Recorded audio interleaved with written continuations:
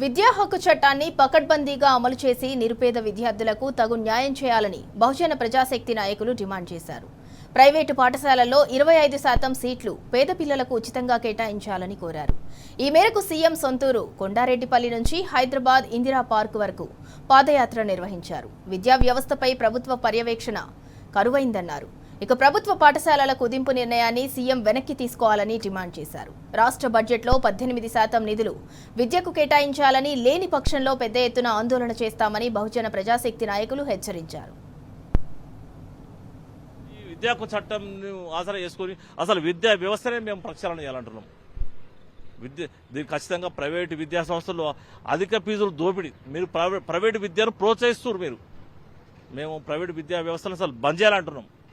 ఖచ్చితంగా బంద్ చేయకపోతే ప్రైవేటు విద్యా సంస్థలు మాకు రావాల్సినటువంటి విద్యా చట్టం ప్రకారం 25 సీట్లు ఉచిత అడ్మిషన్లు ఇవ్వకపోతే ఈ ఉద్యమాన్ని ఇంకిత ఉధృతం చేస్తామని చెప్పేసి మేము ప్రభుత్వానికి హెచ్చరిస్తున్నాం. ఇప్పుడు 150 కిలోమీటర్లు నడిచినాం. రేపు మళ్ళా అసెంబ్లీ సమావేశాల నాటికి, రాబోయే అసెంబ్లీ సమావేశాల నాటికి అవసరమైతే నీ కొడంగల్కి వస్తామని చెప్పి కూడా ముఖ్యమంత్రికి ఈ వేదిక ద్వారా మేము డిమాండ్ చేస్తున్నాం.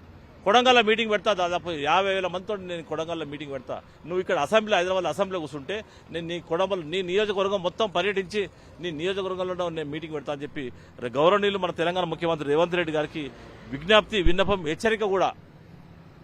ఇంకా ప్రజాసంఘాలను, ఇంకా ప్రజాస్వామిక వాదులను అందరిని కలుపుకొని కూడా సెప్టెంబర్, అక్టోబర్లో ఖచ్చితంగా కొడంగల్లో సమావేశానికి సన్నాహం చేస్తామని చెప్పి, అది కూడా ఈ హైదరాబాద్కి వెళ్ళి పాదయాత్ర ద్వారా కూడా పోయి మేము ప్రజలను ఎడ్యుకేట్ చేస్తామని చెప్పేసి కూడా మేము గవర్నమెంట్కు విజ్ఞప్తి చేస్తున్నాం. ఖచ్చితంగా మేము పార్టీ